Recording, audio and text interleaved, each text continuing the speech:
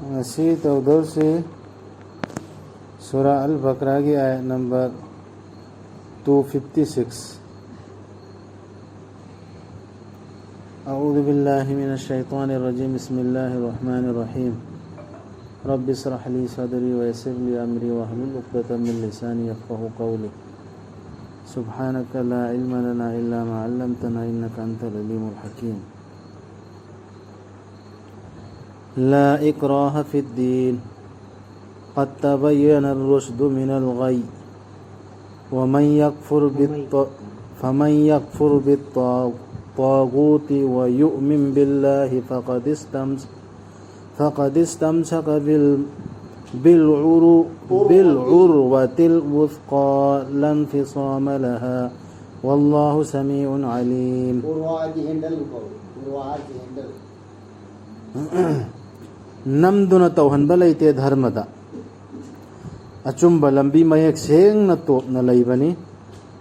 aranbadagi namduna tauhanba laite na halise te wangan kanowa ni namduna tau yade dinda ay bon halise la salata illa bi fatihatil kitab hadis alhamdulillah gardi namaz nate ala somba alhamdulillah gardi namaz oy din so annabi natro adu manis la ikrar no tawe ade hede no di tingi natro ikrar namba fi din gi thaba amana nan tawa na namba dan iman pro harisu sumara namba ya natro lam tara na ko musulman lo oidam ni na namba sujaba karigina namnan tawe adrisi makhada hairi namnan tauhanba laite dharmada achumba lambi mayak sengna topna laibani aranbadagi aduga kanagumbana tagutpu thadolaga Allah bu thajaraba mana paijarabani chetlaba paifam amada madu kaidonungda talaroidaba Allah di tabani khangbani mayak sengna laireba achumbana sini aranbana sini haibsi aduna nambam yadre azagi kanagumbam na tagut si thado aba tagut edi Allah na tab atopa laikriba mayam se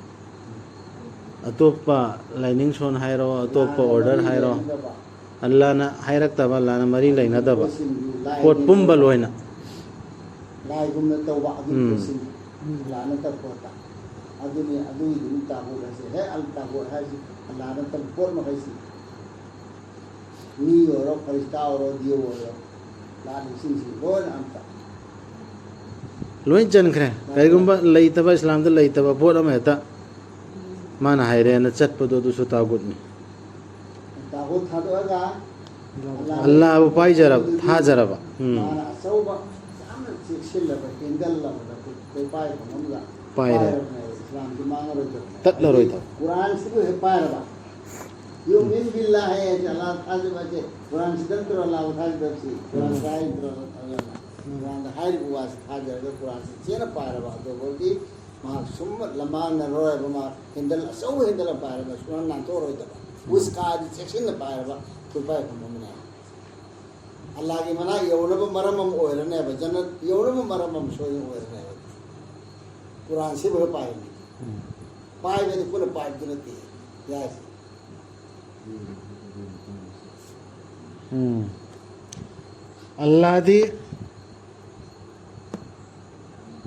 Allah di micangni thajaba singi Allah na puthokpi makhoi bu amambadagi anganbada aduga thajadaba singdugi micang singdi tagutni makhoi na pusilli makhoi bu anganbadagi amambada makhoi duni maida laigadaba sing haibadu makhoi maduda lairagadabani matam chuppagi oina haptaredna Allah na pujili si Quran si pambai na pujili si angan barom dana adu hoji ki tagut mayam ki order se in amam barom da dum pujin ba sira dum tagut su gyan tarani adu mai da lagi dab sing Allah rasul diwana to pahai ni si tagut loin tagut nang na udabra Ibrahim da marayet ki bamidu magi rab ki matangda supnagi Allah na mangonda ningthau kubam pibi ki bagi maramna Ibrahim na asumna ꯍꯥꯏꯕꯗ ꯑꯩꯒꯤ ꯔꯞꯇꯤ ꯍꯤꯡꯍꯟꯕꯤꯔꯤꯕ ꯑꯃꯗꯤ ꯁꯤꯍꯟꯕꯤꯔꯤꯕ ꯑꯗꯨꯅꯤ ꯃꯥꯅ ꯍꯥꯏꯈꯤ ꯑꯩꯁꯨ ꯍꯤꯡꯍꯜꯂꯤ ꯑꯃꯁꯨꯡ ꯁꯤꯍꯜꯂꯤ ꯑꯗꯨ ꯄꯔꯃꯥꯅ ꯍꯥꯏꯔꯤꯁꯤ ꯄꯔꯃꯥꯅ ꯏꯕ꯭ꯔꯥꯍꯤꯝꯅꯁꯨ ꯃꯟ ꯇꯥꯕ ꯐꯗꯔꯒ ꯂꯥꯛꯀꯦ ꯍꯥꯏꯕꯗꯣ ꯂꯥꯛꯀꯇꯨ ꯂꯥꯛꯀꯦ ꯍꯥꯏꯕꯗꯣ ꯑꯗꯨꯒꯤ ꯋꯥꯔꯤꯅꯦꯕ ꯏꯕ꯭ꯔꯥꯍꯤꯝꯒꯤ ꯄꯔꯃꯥꯟ ꯄꯤꯔꯛꯏꯁꯤ ꯍꯦꯛꯇ ꯁꯤꯒ ꯃꯔꯤ ꯂꯩꯅꯩꯅꯦꯕ ꯍꯥꯏꯔꯤꯁꯤꯒ इब्राहिम तवरुसु मन चलो है कहिनो इब्राहिम तवरु कहि इब्राहिमना हाइखि तसेंगमक अल्लाहना थोकहल्लगी नुमितपु नोंपोक्तगी नंगना थोकहल्लगु मसिबु नोंचुप्तगी असुम्मक चममना हनकी थाजदबदुबु अल्लाहदी लमजिंग बिदे लानना चटपा मिसिंग थौदमान हाइखिसि सी वासे हाइकेबा अरगुमेंट तौसेबा नमरुतनी मा हाइखिसि नंगना नुपु चारदी खरे नुइसि मनिममदे ममामदे थोसि मनिमदे थों माना सिहनबदे इसुंगम्मे हाइरपनेबा अदा हादो लोइरे दुनेबा अदुना तब ज्ञान लौसिंगी अल्लाहना हाइरप पाउखुमनेबा इब्राहिमना पीरिसि इब्राहिमना पीरिसिन अल्लाहना हाइरप पाउखुम ज्ञान लौसिंग मियोइबगी ब्रेन गा चानबा लौसिंग अमदुना हाइर इदुना मागे मंटिक मान सागतजबा इब्राहिमना कुमग्रे पाउखुमसिना अमदु जममना हनग्रिसि हाइदि लौसिंग ओइबा ज्ञान ओइबा पाउखुममने अल्लाह दे फंग अदुनि सि परासिदा फंगि से आयासिदा ये मसकी हारिसे फिरबी अन आताहुल्लाहुल मुल्क नि थौदुना ने हाय रिपनो सि करिदेग न मान पुतान दर्शन मा मपुने चाथोक्रिसि मरबजी करिनादा माबनि थौए एदु बोतान तो होय दु आइने ने लोइ तौरस आइनो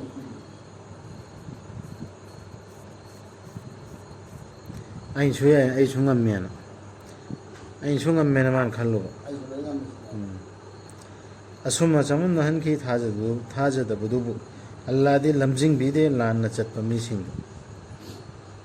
नत्रगा निंगसिंगु अदुगुम्बा मीदु माना शहर अमा संबदा मदुना मांग ताक्तुना निंखाइदुना तारबदा मागी युमफमसिंगदा माना हाइखि करमना मसिबु हिंगत हनगदगे अल्लाहना मसिना असुमना सिरबा मतुंगदा सुमेर पुंतोय तोयदना सिखराबा शहर से सिना परमालमा इब्राहिम की परमालमा वरेदना अदु सिना परमालमा करमन हिंगत हंगदोर माना हाय अदुना अल्लाहना सीदुना तहनखि माबु चही चामा अदुदगी माना हिंगल हनबिखि यदि अल्लाहना हिंगल हनबिखि माबु मीदु अल्लाहना हाइखि कयाम कुइना नंग असुमना लैरोबगे माना हाइजखि आई असुमना लैरो माले नोमा नत्रगा नोमगी मचेत खरा अल्लाहना हाइबिखि नत्ते नंग असुमना लैरोबनी चही चामा येंगो नंगी चानबदुदा अमसुंग नंगी थकनबदुदा मखोइदु कोफाई सुजा कादबनी चजिक तादबनी मतमना हौख्रबसु अदुगा येंगो नंगी लोलादुदा अल्लाहना ओइहल्लगदबनी नंगबु खुदम अमा मियोइबदा येंगो लोलादुगी सरुसिंगदु लोलादुगी सरुसिंगदु करमना अखोइना हाइदि अल्लाहना मखोइबु पुनसिन बगे हाइदि सरु सयांगदु मांगादि सवारीसि दिसिगर ट्रेन लेबल लेम्बन मतमदा लेम्बरा तेदना अदना सगोन सामु यावना सवारी ओरे मतमदा डॉलर से मागी नखै सपका गधादु पकरि गधादु नेबा अदाल तो अल्लाह अदु दु येवना गधादि कइ तो दगना चंग सा मा का गुंतु बरे रंग खंगरा हंगने वाला हम का ना तो तुम बोल ने मान खाली तो अदुवन तो रगा अल्लाह मसक खंगन बना इब्राहिम सिदि मतोन तना हेतन मनमाय लसिन न याद रहे सिदि हुली नबी सिदि हम तो कर्म खंगन दे मोला इन नबी हजमान दो तो मनेबा अलदगी मा से शाम तो मन ने येउ सिन न से सरु सिंधु करम नाइखोयना मखोय पुनसिन बगे अदुगा मखोय सदोंग न योमसिन बगे हाइबदु मधु मंगोंद मयक सेंगना उहनबिरबा मतमदा माना हाइजकी आई खंगजरे अल्लाह दे पोट पुमनमकी मथक्ता ngамmi हाइबसी तौनिंगबदा तौ हदि मा से हल्लुरा मदुंग दे हिंगल हलागा मंगोंदा खुदम मम दलील अल्लाह पीरि dalil lam piri me Allah na mawanda adu sibasi tumba ga pangkhaksu oiredna je ya sire khangisi tumu me मेरा तहल लगा रसूल तो लोग हर दो तो मेरा नबी हुए तो लोग हर ले aduga liyu Ibrahim na haikibadu ai girab aingonda amukta utpiyu nangna karamna siba asiba bu hingan bi bage haibadu Ibrahim na so hairimi Allah na haibi ki nang thajadabra mana Ibrahim na haijaki hoi ai thajai adubu ai gi thamoi penjanaba haijabani Allah na haibi ki खाजे इमाम लिपुर है वो property ಅದು ಹೇ ನಾಮಕ ಥಮೋಸಿ ಇಂಗೆ ತವವಾನೆ ಹೇ ಹಾಗಿಸಿ ಐನ ತವಂಗ ಮೇ ತಾಜ್ದರ ಹನೈನಿ ವಾಲ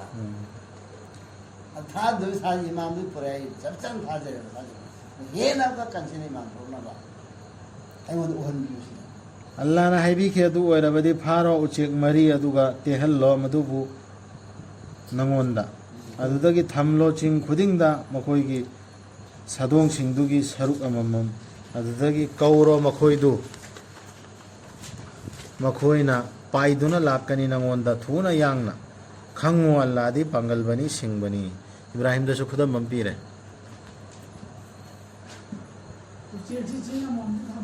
matum mamam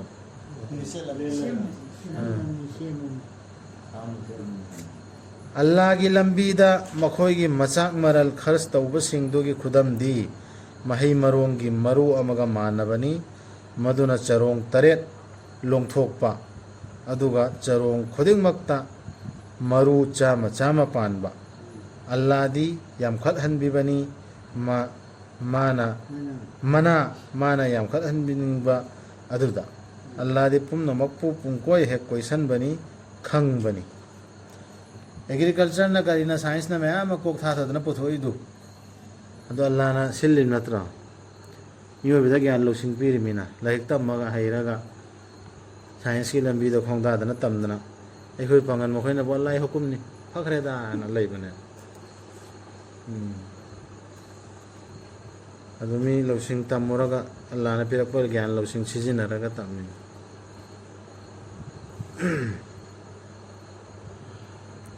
ये जरूर चाम वो कहाँ खाने नहीं मुझे दुनिया से सो ये चाव संगे संगे लेते हैं फौज चारों का मदा भाई चाम पांबा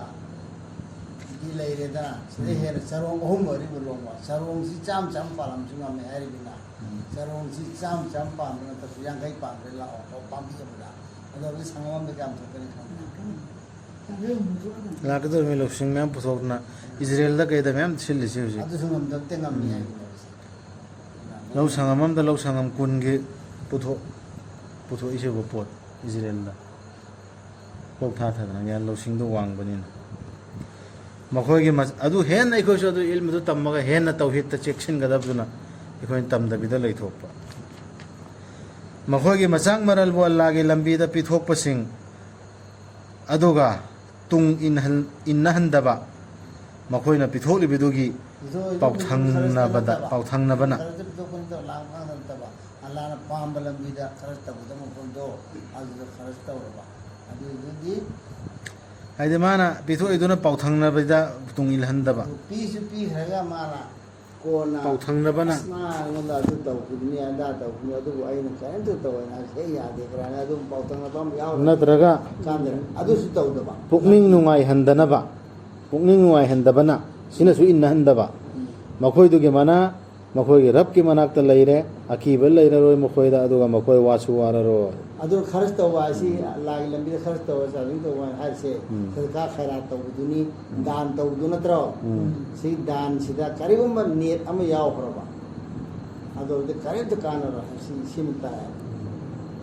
dunia gi net yaw adu na tara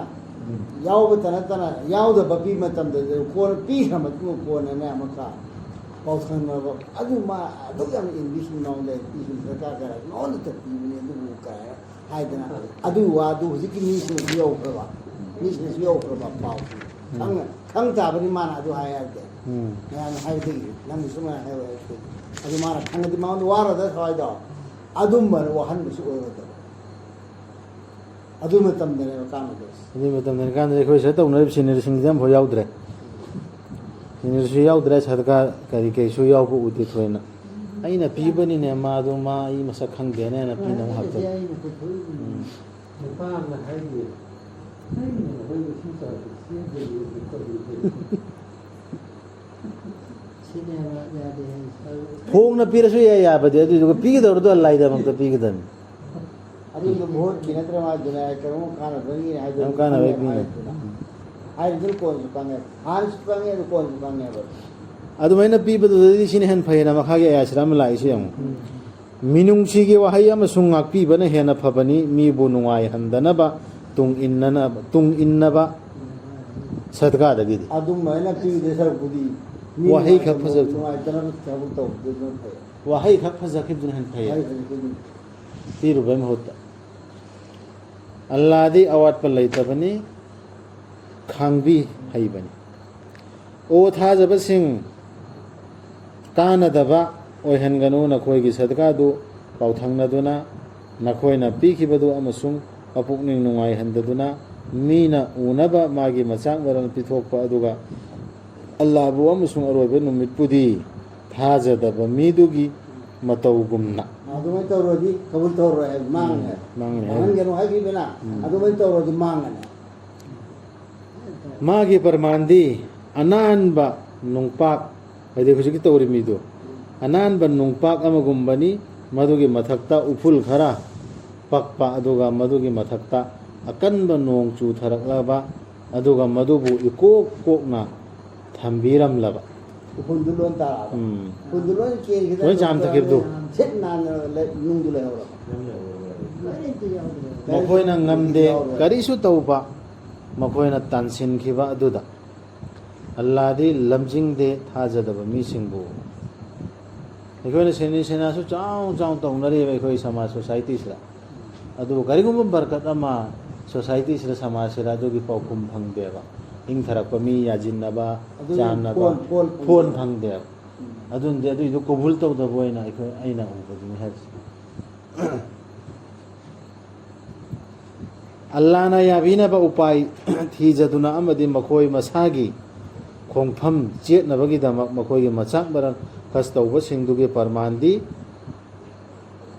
ꯑꯇꯣꯡꯕꯗ ꯂꯩꯕ ꯍꯩꯀꯣꯜ ꯑꯃꯒ ꯃꯥꯟꯅꯕꯅꯤ ꯃꯗꯨꯒꯤ ꯃꯊꯛꯇ ꯐꯨꯏꯅ ꯆꯨꯕ ꯅꯣꯡ ꯍꯩꯊꯔꯛꯄꯗꯒꯤ ꯃꯗꯨꯅ ꯃꯍꯩ ꯃꯔꯣꯡ ꯁꯔꯨꯛ ꯑꯅꯤ ꯊꯣꯛꯍꯟꯕ ꯐꯨꯏꯅ ꯆꯨꯕ ꯅꯣꯡꯅ ꯁꯔꯨꯛ ꯑꯅꯤ ꯊꯣꯛꯍꯟꯕ ꯃꯗꯨꯗ ꯐꯨꯏꯅ ꯆꯨꯕ ꯅꯣꯡ ꯇꯥꯗ꯭ꯔꯕꯁꯨ ꯈꯔ ꯈꯛ ꯆꯨꯕꯅ ꯑꯗꯨꯝ ꯃꯌꯥꯕ ꯂꯝꯗꯤ ꯌꯥꯝ ꯐꯕ ꯑꯜꯂꯥꯍꯗꯤ ꯅꯈꯣꯏꯅ ꯇꯧꯔꯤꯕꯗꯨ ꯎꯕꯅꯤ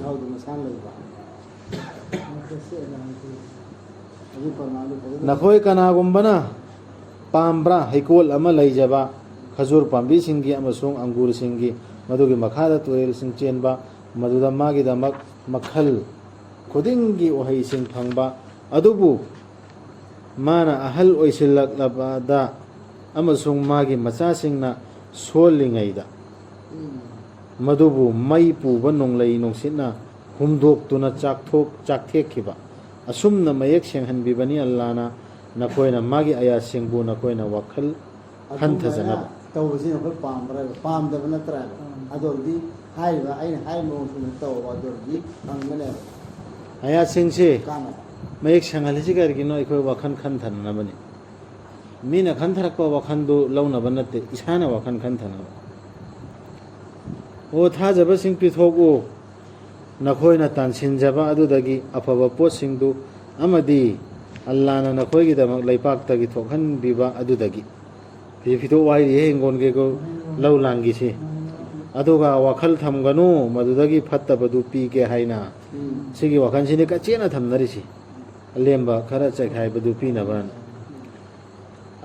ꯃꯗꯨꯕꯨ ꯅꯈꯣꯏꯅ ꯂꯧꯔꯣꯏꯗꯕ ꯁꯨꯞꯅꯒꯤ ꯎꯁꯤꯜꯂꯗꯅ ꯂꯧꯕ ꯅꯠꯇꯅ ꯎꯁꯤꯟꯅꯗꯅ ꯑꯁ ꯂꯧꯕꯤꯌꯣ ꯅꯉꯣꯟꯗ ꯄꯤꯔꯛꯄꯣꯠꯇꯤ ꯂꯧꯔꯣꯏꯗꯕ ꯄꯣꯠ ꯇꯟꯅ ꯂꯧꯒꯗꯕ ꯄꯣꯠꯇꯣ ꯃꯤꯉꯣꯟꯗ ꯄꯤꯒꯅꯨ ꯈꯪꯉꯨ ꯑꯜꯂꯥꯍꯗꯤ ꯑꯋꯥꯠꯄ ꯂꯩꯇꯕꯅꯤ ꯊꯥꯒꯠꯅꯉꯥꯏꯅꯤ ꯌꯥꯔꯦ ꯁꯤꯐꯥꯎ ꯇꯧꯔꯁꯤ ꯅꯪꯁꯨ ꯄꯥꯝꯕ ꯄꯣꯠꯇꯣ ꯄꯤꯌꯣ ꯂꯟ ꯇꯅꯥ